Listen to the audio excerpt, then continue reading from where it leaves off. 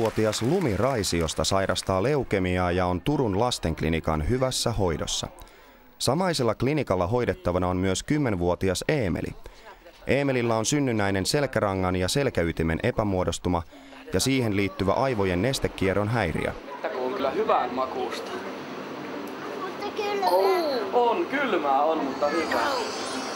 Kylmä on. Mäkin haluan. Joo, odottakaa hetki. Isä remontui. Äiti, kato remontui. Kato.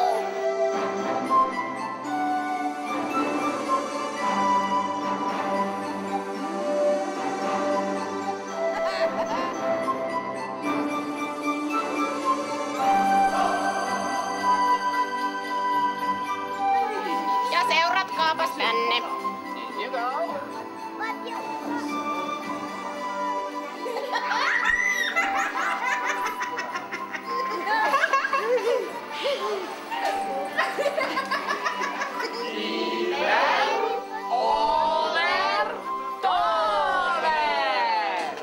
Very good.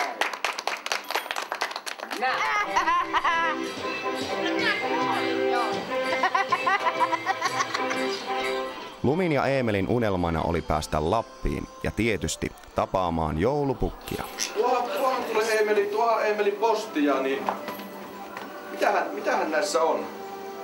Kiitoksia. Sinun luokkakavereita on joulutoimuksia minulle.